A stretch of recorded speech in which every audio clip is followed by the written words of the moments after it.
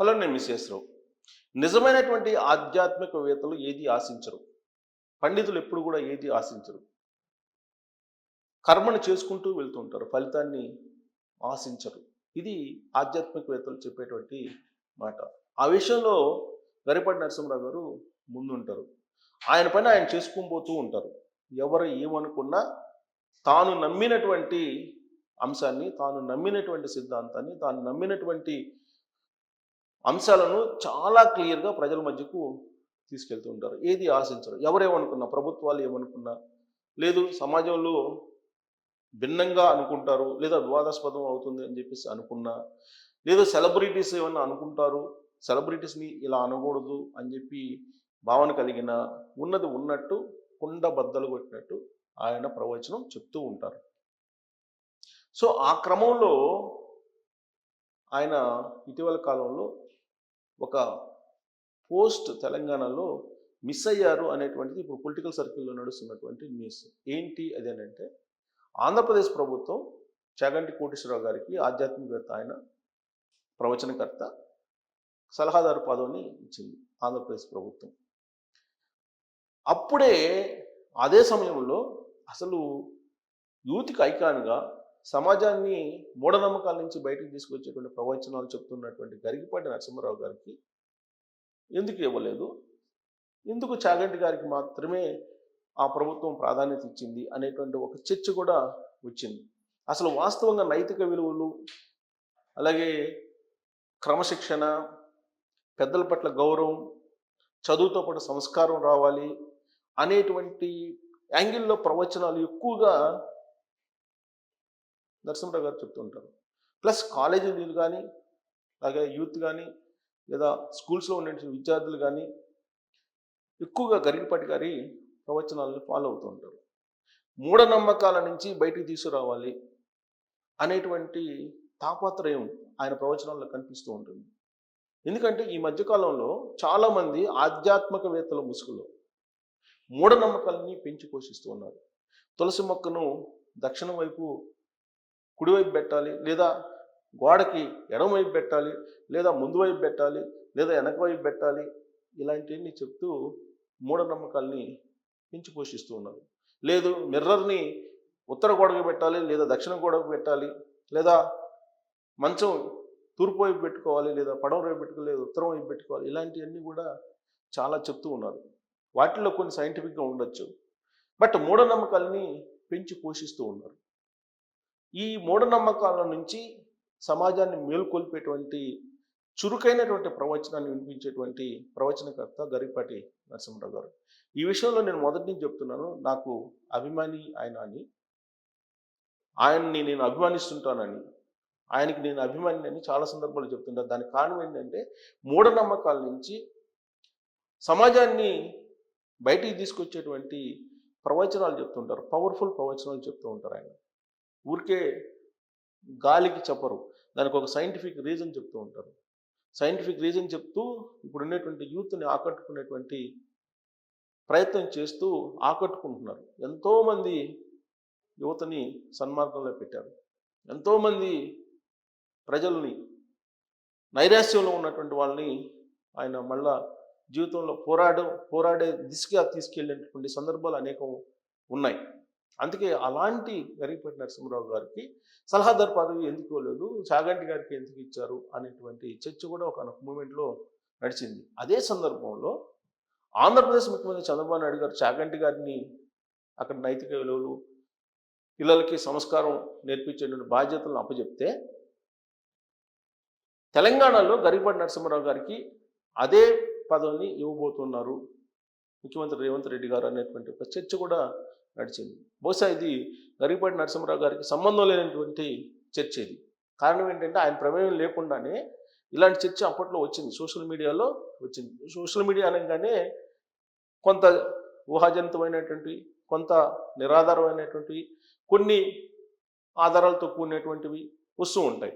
అయితే వాటిలో కొన్ని ఇన్ఫర్మేషన్ తోటి చెప్పేటువంటి న్యూస్ ఉంటాయి. అలాంటిదే గరికపాటి నరసింహరావు గారికి తెలంగాణలో సలహాదారు పదవి ఇవ్వబోతున్నారు.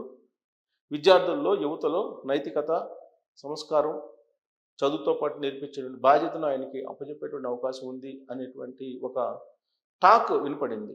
ఎందుకంటే స్కిల్ యూనివర్సిటీకి ఆనంద్ మహేంద్రాన్ని నియమించారు రేవంత్ రెడ్డి ముఖ్యమంత్రి హోదాలో ఆయన్ని నిర్ణయం తీసుకున్నారు. అందుకే రేవంత్ రెడ్డి గారి నిర్ణయాలు, రేవంత్ రెడ్డి గారి ఆలోచన ఎలా ఉంటుంది అనే దాని మీద ఈ మధ్యకాలంలో బాగా చర్చ జరిగింది. ప్లస్ బీఆర్ఎస్ పార్టీ వాళ్ళు చాలా సందర్భాల్లో గురువులాగా ఈయన కూడా చేస్తున్నారు అంటున్నారు. అని గురువు అంటే చంద్రబాబు నాయుడు గారు. చంద్రబాబు నాయుడు గారిని అనుసరిస్తున్నారు, చంద్రబాబు నాయుడు గారి శిష్యుల్లాగా ఇక్కడ పరిపాలిస్తున్నాడు అనేటువంటి కామెంట్లు చేశారు. కానీ ఇక్కడ గురు శిష్యుల కన్నా కూడా 2 రాష్ట్రాలు డెవలప్ కావాలనేది చంద్రబాబు నాయుడు గారి యొక్క అభిప్రాయం మొదటి నుంచి కూడా. సేమ్ రేవంత్ రెడ్డి గారికి కూడా ఉన్నది ఉన్నట్టు మాట్లాడేటువంటి అలవాటు.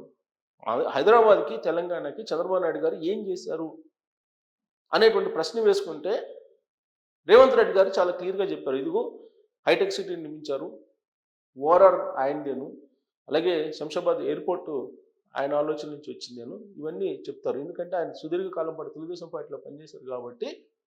చంద్రబాబు నాయుడు గారు తెలంగాణకి, హైదరాబాద్కి ఏం చేశారు? ఇవాళ తెలంగాణకి ఆర్థిక వనరుగా, బంగారు గనిగా హైదరాబాద్ ఉంది.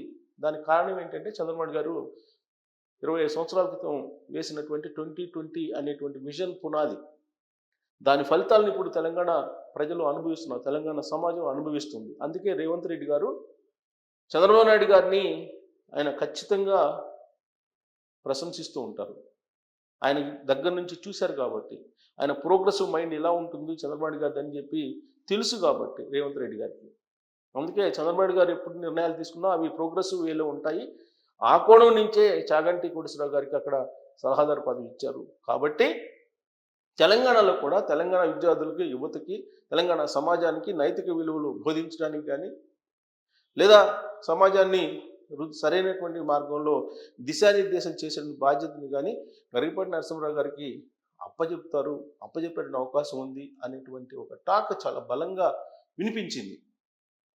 అయితే అదే సమయంలో కామేశ్వరి గారి వీడియోలు బయటకు వచ్చాయి.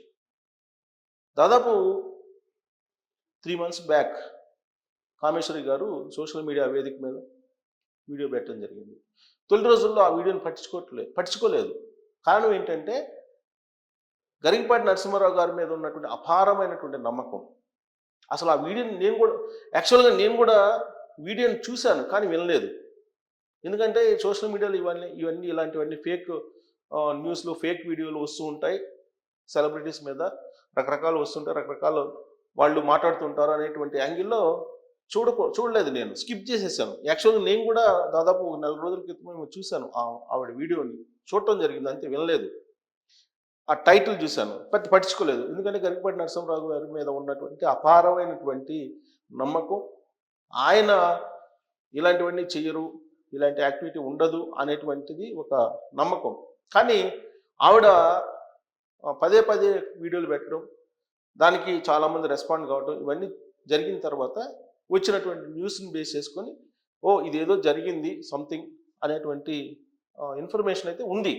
బట్ దాని జోలికి వెళ్ళట్లేదు నేను.